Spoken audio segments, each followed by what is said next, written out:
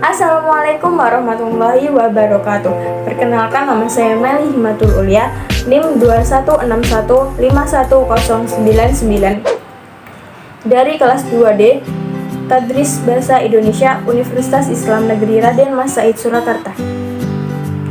Dalam video kali ini, saya akan mereview sebuah novel yang berjudul La Barkah yang diciptakan oleh N.H. Dini.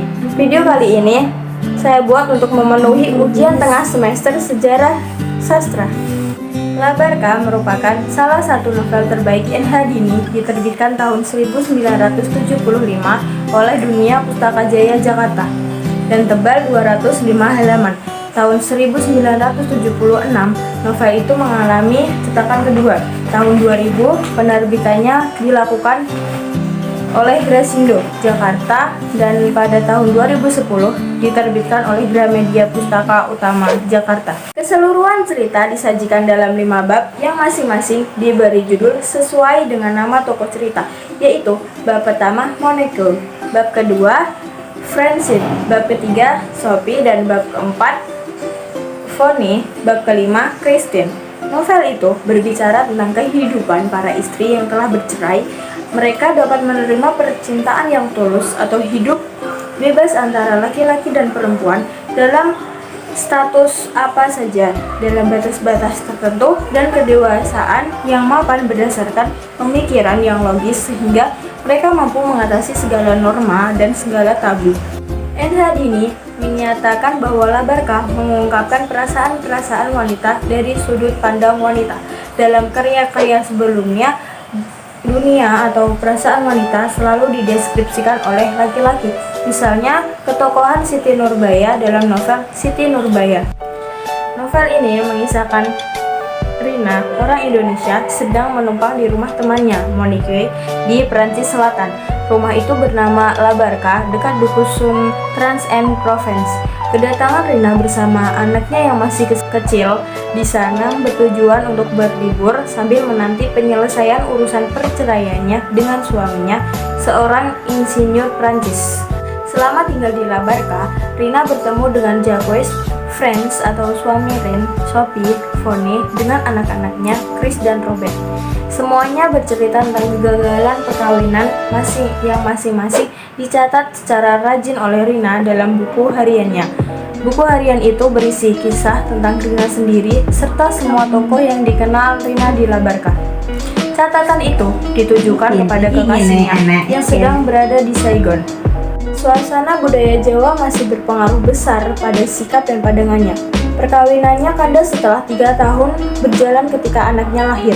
Suaminya mulai tidak setia kepadanya dan memperlakukannya semaunya yang dipaparkannya dengan menggunakan kata-kata yang tidak senonoh.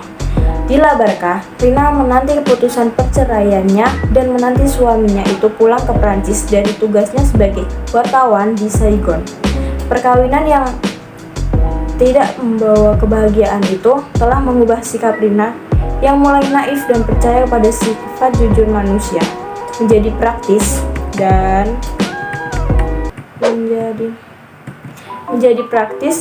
seadanya.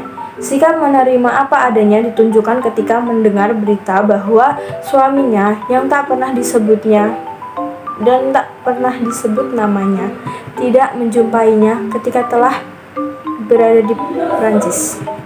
Menyerahkan diri kepada Robert, seorang mahasiswa yang mengingatkannya akan sifat-sifat kekasihnya, tetapi 8 tahun lebih muda daripada suaminya. Ia adalah seorang wanita kenalannya dan menjadi sahabat Christine. Jacob Sumarjo 1979 berpendapat bahwa novel itu memotret terlalu banyak, sulit membedakan mana yang dipentingkan dan mana yang tidak. Semua bagian digambarkan sama bobotnya. Dengan demikian, komposisi cerita mengesankan kedataran yang monoton. Kanvas Dini dalam novel itu terlalu penuh berdesakan. Semua kejadian dan watak yang masuk dalam novelnya dilukiskan selengkap mungkin. Jacob Sumarjo menyimpulkan bahwa La Barkah merupakan lambang perkawinan yang hancur dan sekaligus lambang harapan yang menyembuhkan trauma perkawinan. Subagio Sastrowardoyo 1989 dalam bukunya yang berjudul Pengarang Modern sebagai Manusia Perbatasan berpendapat bahwa novela Barca lahir dari kesukaan serta kecakapan bergunjing. Selanjutnya, Sastrowardoyo menduga bahwa semua perulangan serta kesejajaran peristiwa yang mungkin. Selanjutnya, Sastrowardoyo menduga bahwa semua perulangan serta kesejajaran peristiwa yang mungkin bisa menjemukan selera yang sebenarnya bisa dihindari oleh penulisnya merupakan kesengajaan untuk mencapai tingkat realisme yang tinggi.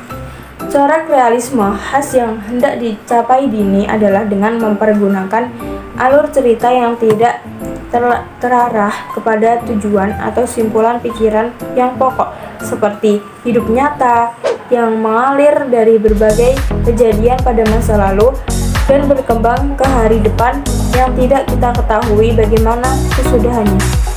Sekian video dari saya. Kurang lebihnya mohon maaf. Wassalamualaikum warahmatullahi wabarakatuh.